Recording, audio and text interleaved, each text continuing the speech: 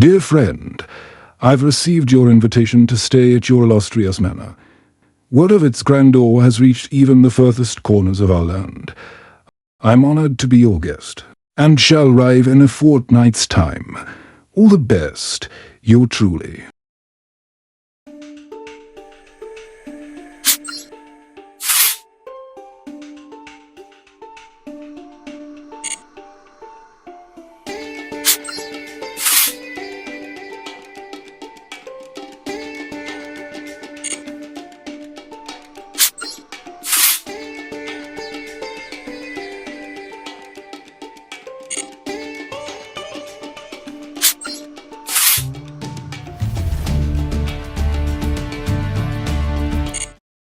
Welcome to the Dragonmaid Mansion. This is the perfect place for a little bit of R&R. You can take a rest on some very comfortable beds. We have tea party all around the clock. The staff is very friendly and polite. And there's lots and lots of dragons.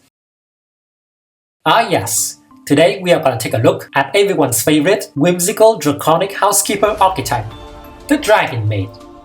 This is probably one of the easiest and cheapest deck to play in all of masterduel. Most of the Dragonmaid's cards only have one or two simple effects and a linear play pattern that is easy to follow. As a result, this deck is a little bit too fair for modern Yu-Gi-Oh standard and were left mostly forgotten. In the past, this deck can only rely on their one boss monster to carry them to victory, which, as you can guess, was not enough.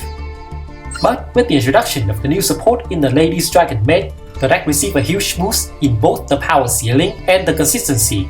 Dragonmaid is actually a pretty solid rogue deck now, and is actually able to compete in the current meta. So I highly recommend this deck if you are new to masterduel and just want to learn about the game. Or if you just like the vibe of the deck and a very simplistic gameplay, this is very much worth the investment. Again, this deck is very cheap to build. You only need to buy up to 2 of the structure deck, which costs you 500 to 1000 gem and a couple of UR craft of the Ladies Dragonmaid. Okay, now let's break down some specific card and the mechanic of the Dragonmaid archetype to give you a better grasp of how to build and play with this deck. The premise for this deck is fairly simple. There are a bunch of maids that live in a mansion who, and you're not gonna believe this, are also dragons. Crazy, I know. I would have never thought of that. But jokes aside, this deck is actually very straightforward to understand. You have 5 main deck Dragonmaid monsters of different attribute, and they all have their respective dragon form, which are always 5 levels higher than them. Fun fact, the names of all of the big dragons are all anagrams of their role in a mansion in their human form. For example, Chamber Dragonmaid becomes Dragonmaid Ba? Question mark? Man, that just really rolled right off the tongue, don't it? Anyway, the flavor here is that all of the small Dragonmaid monsters can turn into the bigger version of themselves when they are fighting, and return to their duty when the battle is over. At the start of the battle phase, all of the low-level Dragonmaid monsters can return themselves to the hand to special summon one Dragonmaid monster from the hand or grave that is 5 levels higher than them, with the exception of Chamber Dragonmaid, who can summon any high-level Dragonmaid monster. And likewise, at the end of the battle phase, the big Dragonmaid monster can return itself to the hand to special summon one Dragonmaid monster that is 5 levels lower than them from the hand only. And again, with the exception of this dragon, who can special summon any level 4 or lower Dragonmaid monster instead. In modern Yu-Gi-Oh, these battle effects are generally not very good unless they are game-endingly powerful, like in case with Tenpai or Gem Knights. And this is no exception. Unlike those decks, Dragonmaid do wants to go first, and since there are no battle phase in the first turn, they're just a bunch of text on your card that you cannot use, which is one of the reasons why this deck doesn't really perform very well. But regardless, this effect can still sometimes come up and be useful. It can give you some value if you're playing for the long game, or it can be the lethal damage that you are missing. Dragonmaid do have a little bit of payoff for returning dragons to your hand, so it can even be used as a disruption. This is definitely the part of Dragonmaid that tests the skillfulness of a player. But setting all of that aside for now, this is still a very simple deck to pilot. Let's quickly go through what all of the different Dragonmaid cards can do. Starting off with the lowest level Dragonmaid monster, Nurse Dragonmaid and Laundry Dragonmaid. They are both level 2 monster with the Earth and Water attribute respectively. Nurse Dragonmaid can revive one level 4 or lower Dragonmaid monster in the grave when it is summoned. Laundry Dragonmaid on the other hand mill 3 cards from your deck to the grave when summoned. Their counterpart are the level 7 monster that share their respective attribute. All of their names are difficult to pronounce, so I'm not gonna attempt to do so, but they are pretty easy to remember since they do have a very distinct color scheme from each other. Most of them do share the same protection effect of cannot be destroyed by card effects while you control a fusion monster, and you can also discard them for a specific effect. The card on the left can be used to special summon one level 4 or lower Dragonmaid monster from your hand as a quick effect, while the card on the right can shuffle one card from either graveyard back into the deck. Next, we have the level 3 Dragonmaid monster, Kitchen Dragonmaid and Parlor Dragonmaid, which represent the fire and wind attribute. Kitchen can add one other Dragonmaid monster from your deck to your hand, then send one Dragonmaid monster from your hand to the grave, while Parlor can send any other Dragonmaid card from your deck to the graveyard. Their counterpart level 8 monster can be discarded to either give a Dragonmaid monster you control 2000 attacks, or prevent player from activating a monster effect on the field this turn. The last maid in the main deck is Chamber Dragonmaid, representing the dark attribute. She can search for any Dragonmaid spell or sharp card when she is summoned. Her Dragon Form is actually a newer Dragonmaid card. Instead of protecting itself, it protects your Dragon Fusion monster from being destroyed by card effects.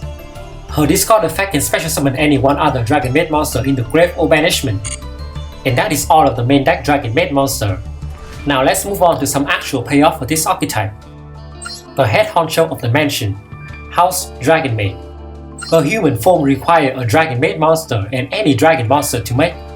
The flavor with this fusion monster is that they have effects that trigger during the standby phase, much like how Housekeeper always prepare and tidy things up before you use them. House Dragonmaid's standby phase effect allow you to special summon one Dragonmaid monster from your hand or grave with a level that is one higher or one lower than a Dragonmaid monster you control. So you do need to keep in mind the level of your Dragonmaid monster that is on your field as well as in your hand and grave to fully utilize this effect.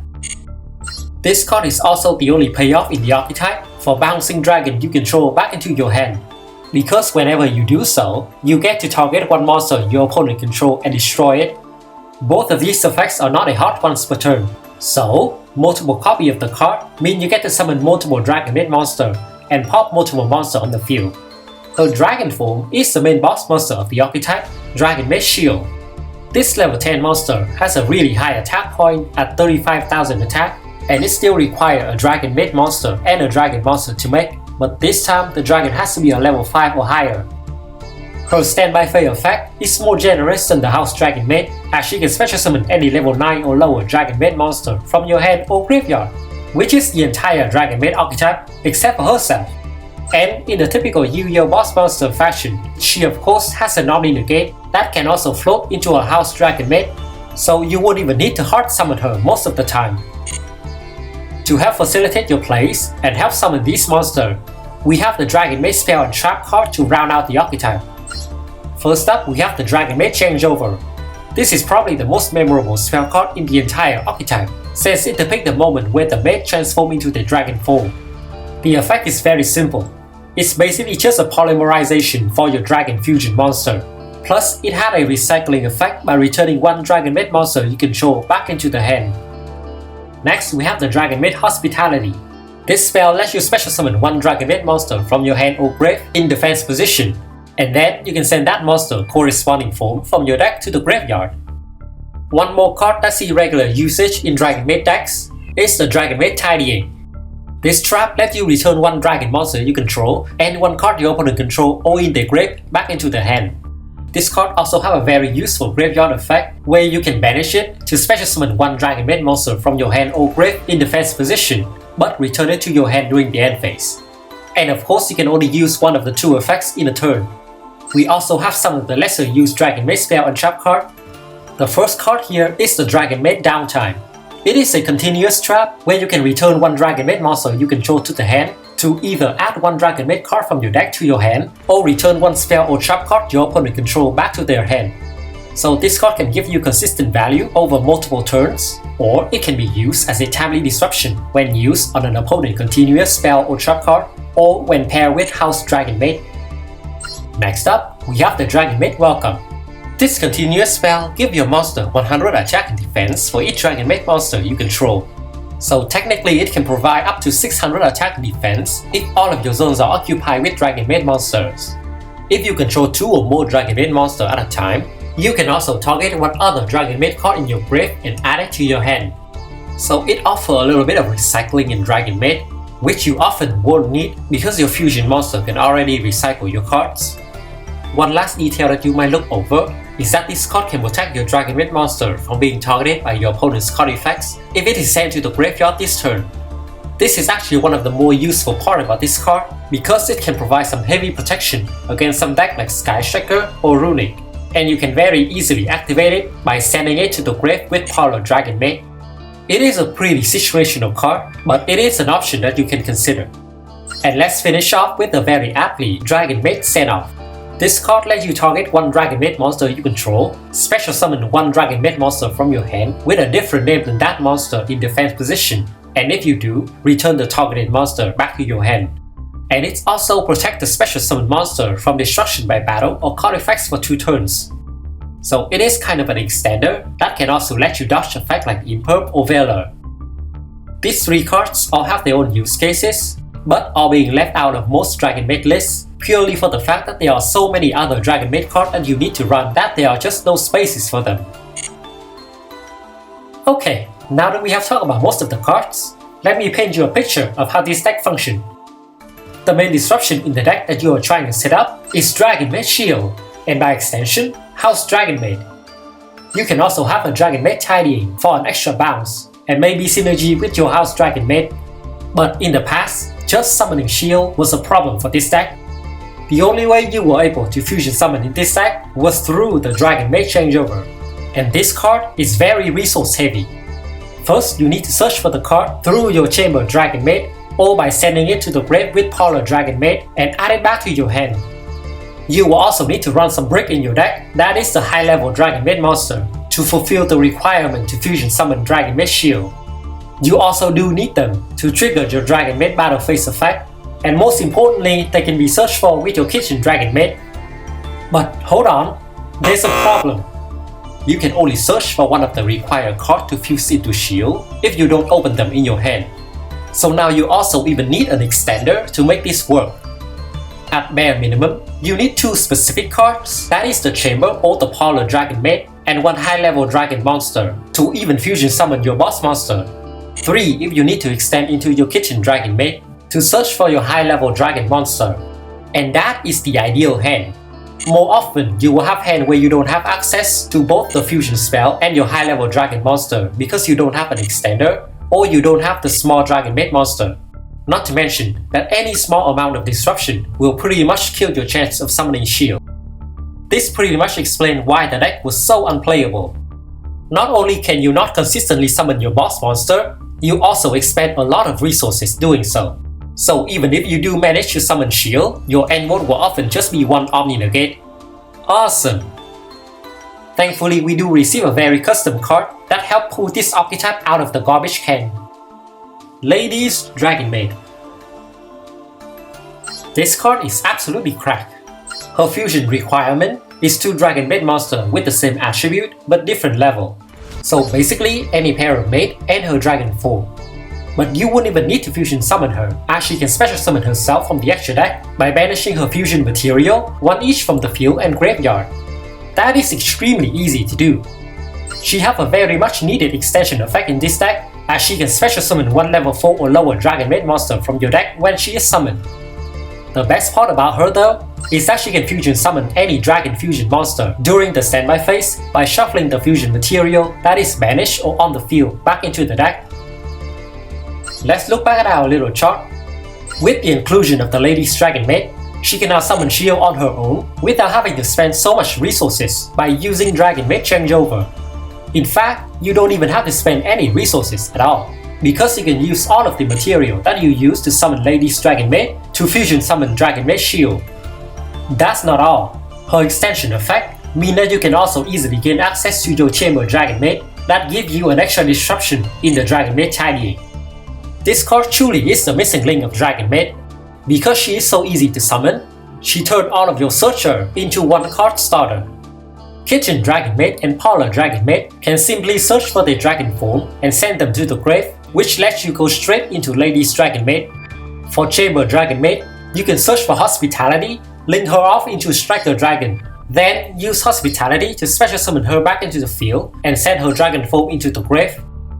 So, to recap, this one card lets you consistently summon your Dragonmaid shield and can usually provide you with an extra disruption. It can also summon some other powerful dragon fusion monster, like Chaos Starsource Dragon or Ophelia Regis, depending on what you need. The longer the games go on, the more this card benefits you. Not only will it give you a fusion monster during each Stanby Phase, it is also kind of an infinite recycle for your Dragonmaid and your fusion monster. This really goes to show how much just one card can change an archetype completely. At its core, Dragonmaid is still a very simple deck to play. This is definitely not an archetype that was built for combo, because all of the Dragonmaid cards are pretty self-contained. You really just need to get your Lady's Dragonmaid on the field, and you could just end your turn with her, a Dragonmaid tidying, and maybe a card like Heavenly Sphere, and it's honestly already pretty solid. Okay, I hope that you have a better understanding of how the deck works if you are new to Dragonmaid. Now I will guide you through some of the ways that you can build your Dragonmaid list that I think will perform the best on ladder. The list that I've built are definitely more focused on the Dragonmaid package itself, and they are the centerpiece of the deck. This is still a Dragonmaid video after all. One of the most common ways to build Dragonmaid is with Bestial. The Bestial don't really have any synergy with Dragonmaid inherently, except for the fact that they are level 6 or higher dragon monsters, so they can be used to summon shield. What they are is that they are a good control package and give you consistent value with regain. You can also play with branded beasts if you want more disruption in the deck. This list is a pretty good starting point into playing with Dragonmaid. You have all of your base Dragonmaid combo in here, and you have the innate strength of the Bestial to back you up. This deck also do get better depending on the meta, where Bestial can counter some strategies. The biggest problem with this list though is that it doesn't help with one of the biggest problems with Dragonmaid, is that the archetype is very bad into disruption. This second list here I think will help you much more with playing through hand traps. We have much more engine here with our Fiendsmith and our Kashtira. Their goal is to mostly bait our hand trap for your Dragonmaid to go through, or if your Dragonmaid do get hand trap, they can serve as a backup plan. This is a pretty solid list to play and climb with in my opinion, because you don't rely on just one strategies to win. It also really don't need to be exactly Fiendsmith or Kashtira either. There's a lot of ways that you can customize this version of Dragonmaid. What you're looking for is an engine that doesn't require a normal summon and can help you play through hand traps, either by making a negate or can help you extend. Some example engine you can try if you have the cards, or maybe the Horus engine or the Millennium engine, which are both very good to make a ranked XZ. If you are feeling adventurous, you can also try it with an Elvish engine, or even something like Primite or Runic could work. You just need to keep in mind to have enough density of Dragonmaid monster, because you do need to draw them. This next list utilize a pretty obscure card in the Dark End Evaporation Dragon, and to an extent, also the Light End Sublimation Dragon. These two dragons basically serve as an extender for this deck, as they can special summon themselves by banishing a level 8 dragon monster from the extra deck, and they have an effect to fusion summon a monster. It is extra good in Dragonmaid because you can use the banished monster by this effect to fusion summon with your Lady's Dragonmaid. They both do the same thing, but the dark version is better to play in this deck because it allows you to more consistently summon a Morolo Furious Dragon, and also gain you access to the Light and Darkness Dragon load if you also have the Lubellion. The only problem with the card is that you cannot really search it, but it is still a pretty good option if you want more extender in your deck. Okay, this next list is a pretty spicy one. The idea with this deck is that you have a lot of the mill engine, including Millennium and Horus to make Zombie Vampire, and Fiendsmith to make Pilgrim Reaper. Ideally, you want to mill some of your Dragonmaid cards, including the Dragonmaid Tidying, to use this effect to start your entire Dragonmaid combo. I even include a copy of Laundry Dragonmaid for even more mill power. You go, Laundry Dragonmaid!